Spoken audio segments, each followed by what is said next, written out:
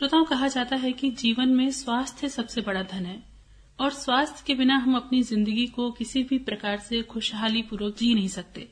जब स्वास्थ्य इतना महत्वपूर्ण हमारे जीवन में स्थान रखता है तो उसके लिए हमें बहुत सारे प्रयास भी करने पड़ते हैं। इसमें से एक योग ऐसी चीज है जिसको पूरी दुनिया अपना रही है और योग से अपनी कई प्रकार की बीमारियों को भी ठीक कर रही है। केवल योग से सिर्फ स्वास्थ्य ही नहीं, कुछ लोग ऐसे हैं जो योग से अपनी पहचान राष्ट्रीय और अंतर्राष्ट्रीय स्तर पर भी बना रहे हैं। और इसी क्रम में आज हमने अपने स्टूडियो में आमंत्रित किया है अनुज गौड़ जी को, जिन्होंने महज 17 वर्ष की उम्र में राष्ट्रीय स्तर पर योग के इवेंट में गोल्ड मेडल हासिल किया है और अंतर्राष्ट्रीय स्तर पर भी आपने योग के जो इवेंट हुए हैं उसमें पार्टिसिपेट किया है। अनुज जी, बहुत बहुत स्वागत है आपका। जी धन्यवाद जी। और साथियों, कहा जाता है कि हर किसी की सफलता के पीछे एक उसके गुरु का या शिक्षक का हाथ होता है।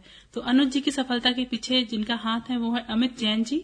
ये योग शिक्षक हैं और सागर जिला योग संघ के सचिव भी हैं। अमित जी को भी आज हमने अपने स्टूडियो में आमंत्रित किया है। अमित जी, आपका बहुत बहुत स्वागत है। जी, बहुत बहुत धन्यवाद। साथियों, हम सबसे पहले बात करते हैं अनुज जी से। और अनुज जी, हम आपका परिचय जानना चाहेंगे। मेरा नाम अनुज गौड़ है जी। मैं एक ग्रामीण क्षेत्र से करैया गुजर से बिलोंग करता हूँ। मेरे पिताजी एक किसान हैं। जी। आप अभी किस क्लास में पढ़ रहे हैं? जी, मैं 10वीं में पढ़ता हूँ। जी। अच्छा, ये योग के विषय में अचानक से आपकी रुचि कैसे जाग गई? क्या आप बचपन से ही योग से जुड़े हैं कि कभी अभी कुछ ही समय हुआ है? जी, मुझे 5 साल हो गए हैं, लगभग 2016 से 16-17 से मैं सर से मिला हूँ, मेरे अमित जैन सर से। जी। तो उन्होंने मुझे प्रेरणा दी इस योग की। जी।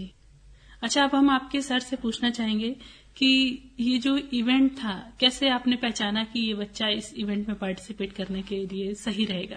चूंकि मैं खिलाड़ी भी हूँ और खिलाड़ी के साथ साथ एक खिलाड़ी के अंदर एक खिलाड़ी भावना होती है जो एक दूसरे खिलाड़ी को देख के पहचान जाती है।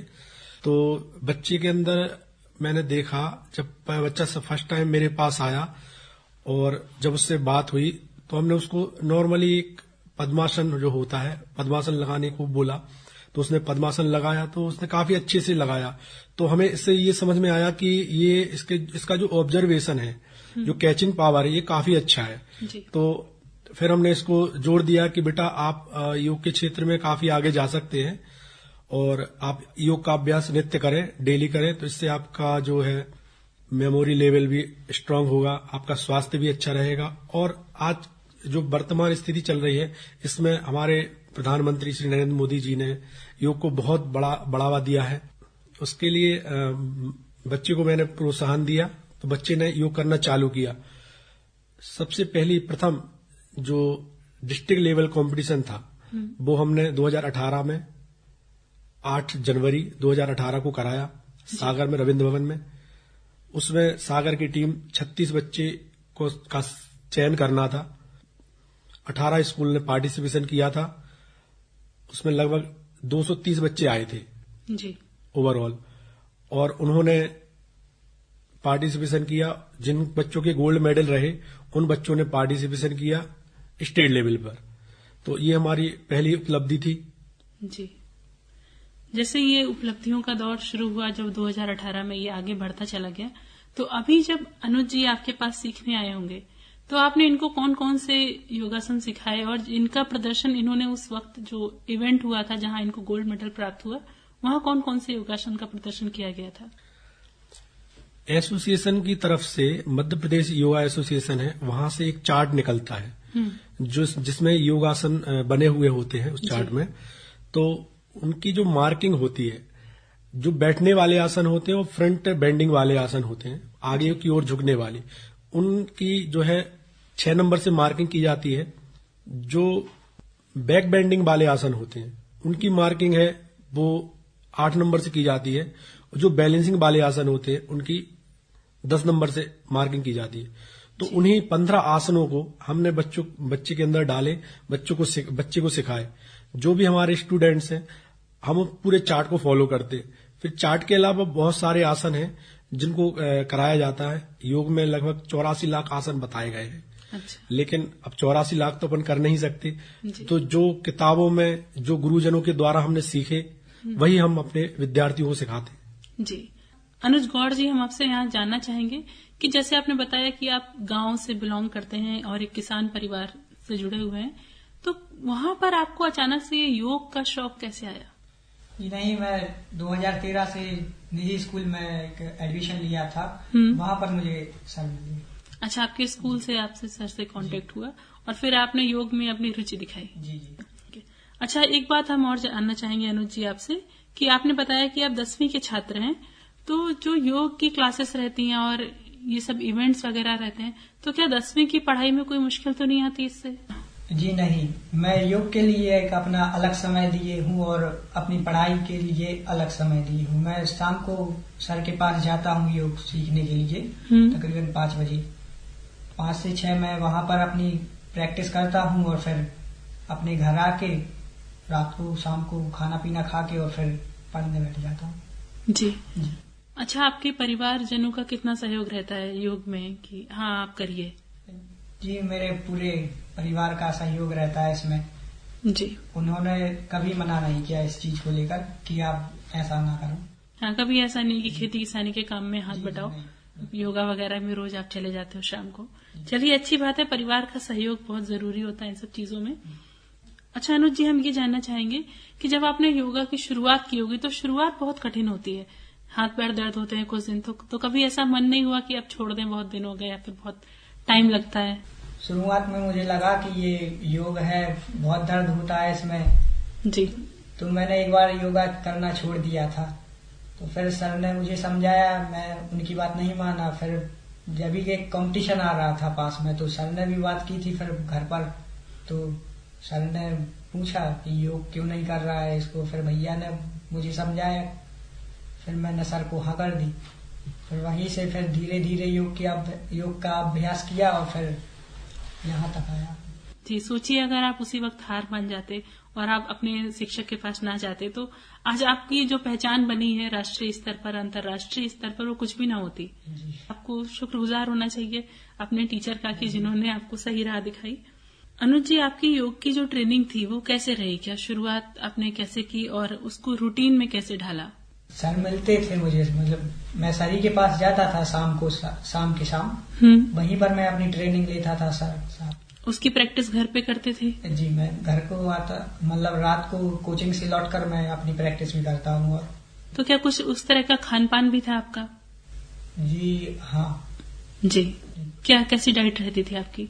सुबह उठकर भीगे चने खाते थे और बादाम ये ककड़ी लचीला जी सब खाता था। जी, एक सवाल मन में आता है कि कभी सोचा था आपने कि आप मतलब नेशनल लेवल पे जाएंगे, इंटरनेशनल लेवल पे जाएंगे, इस तरह कहीं आप अपना नाम रोशन करेंगे, परिवार का नाम रोशन करेंगे? जी, मैंने कभी नहीं सोचा था ऐसा, लेकिन फिर सर की मेहरबानी से मैं इस मुकाम पर हूँ आज। जी, अच्छा, कैसा लगा था आपके परिवार वालों को जब उनको पता चला कि आपको गोल्ड मेडल मिला है? वो तो बहुत खुश हुए थे, मतलब कि खुशी का ना ठिकाना रहा। जी, अच्छा, हम आपके गुरु जी से जानना चाहेंगे कि जितने भी बच्चे या जितने भी श्रोता हमारे इस कार्यक्रम को सुन रहे हैं, वो योग को कैसे शुरू करें और इसको कैसे अपने जीवन में अपनाएं? बस मैं सभी श्रोताओं से ये कहना चाहूंगा कि अपने लिए 10 मिनट तो दें। यदि आप 10 मिनट भी योग का अभ्यास करते हैं, सूक्ष्म व्यायाम करते हैं, कुछ प्राणायाम करते हैं जैसे अनुलोम विलोम, भ्रामरी प्राणायाम, तो आप पूर्ण स्वस्थ रहते हैं। और योग से जुड़िए, योग से हमारा भारत निरोग रहेगा। अभी जो 2 साल से कोरोना वायरस कोविड-19 का जो दौर रहा, उसमें योग ने बहुत साथ दिया। हम लोगों ने काफी निःशुल्क शिविर लगाए। जी, तो सभी से अपील है कि सभी जो भी श्रोता तक मेरी आवाज पहुंच रही है, अपने लिए 10 मिनट जरूर दें, कुछ प्राणायाम और कुछ सूक्ष्म व्यायाम जरूर करें। हाँ, मैं एक चीज और कहना चाहूंगा श्रोताओं से कि YouTube के माध्यम से योग कदापि ना करें। जी, क्योंकि अगर आप YouTube को देख के आप गलती करते हैं, योग करते हैं और उसमें गलती करते हैं, तो YouTube आपको पलट के जवाब नहीं देगा, वो आपको सुधार नहीं कराए। आप अपने आजू बाजू, आसपास क्षेत्र में जो भी योग शिक्षक हो, आप उसके सानिध्य में रह के योग की पहले कुछ दिन ट्रेनिंग ले लें, उसके बाद आप अभ्यास जरूर करें। जी अमित जी, आप बहुत ही अच्छा काम कर रहे हैं। वैसे तो सोसाइटी के लिए भी और बच्चों के लिए भी योग को आप आगे बढ़ा रहे हैं और योग के प्रति लोगों में इतनी अवेयरनेस भी ला रहे हैं। आपने बताया कि आपने कोविड टाइम में फ्री में क्लासेस दी हैं लोगों को। तो अभी अनुज जी से आप क्या उम्मीद रखते हैं, क्या भविष्य की उम्मीदें हैं आपको? अनुज से मेरी उम्मीद यही है कि वो भारतीय टीम में शामिल होकर एक बार भारत के लिए गोल्ड मेडल जरूर लेके आए। और ये अनुज से ही नहीं, हमारे मध्य प्रदेश, हमारे सागर के सभी जो भी योग से जुड़े हुए छात्र हैं, तो उन सभी से यही कहना है, जो भी योग कर रहे हैं आगे बढ़ें, जिला स्तर खेलें, स्टेट लेवल खेलें, नेशनल लेवल खेलें और इंटरनेशनल में जाके भारत के लिए एक गोल्ड मेडल लेके आए। जी, आप चाहते हैं कि भारत के बच्चे गोल्ड मेडल लेके आए, अंतर्राष्ट्रीय स्तर पर खेलें। तो इसकी शुरुआत कैसे कर सकते हैं? और अगर कोई बच्चा हमारा जो कार्यक्रम को सुन रहा है किसी ग्रामीण क्षेत्र में रहता है और वो योग में अपना हुनर है उसको दिखाना चाहता है, तो कैसे कर सकता है? कैसी राह होती है? देखिए, ऐसा है कि हर स्कूल में जो पढ़ने वाले बच्चे हैं, हर स्कूल में एक पीटीआई होता है, चाहे वो शासकीय हो या अशासकीय हो। तो वो अपने पीटीआई से संपर्क करे और अपने पीटीआई से संपर्क करने के बाद वो योग की बात करे और बोले कि मुझे योग का कंपटीशन खेलना है और योग के बारे में जानकारी चाहिए। तो जो पीटीआई होगा वो पीटीआई योग शिक्षक के पास उसको पहुंचा देगा और जो योग शिक्षक होगा वो बच्चे को district level, state level, national level तक लेके जाएगा। फिर बाकी जो कार्य होता है वो बच्चे का कार्य होता है। जी अनुज जी, हम आपसे जानना चाहेंगे कि आप भविष्य में योग को लेकर और आगे क्या करना चाहते हैं? मैं योग करके अपने भारत का नाम रोशन करना चाहता हूँ और अन्य देशों में, और बाकी सबको भी ये प्रेरणा देना चाहता हूँ कि आप भी योग करें। और इससे आप भले ही ना खेलो, लेकिन ये हमारे स्वास्थ्य के लिए बहुत लाभदायक है।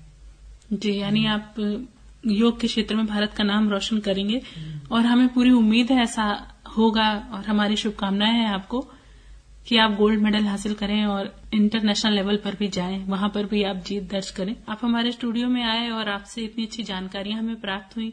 उम्मीद है कि जो भी श्रोता हमारे इस कार्यक्रम को सुन रहे होंगे वो भी इससे जरूर लाभान्वित होंगे और योग के प्रति अपनी रुचि दिखाएंगे। आपका हमारे स्टूडियो में आने के लिए बहुत बहुत धन्यवाद है। धन्यवाद।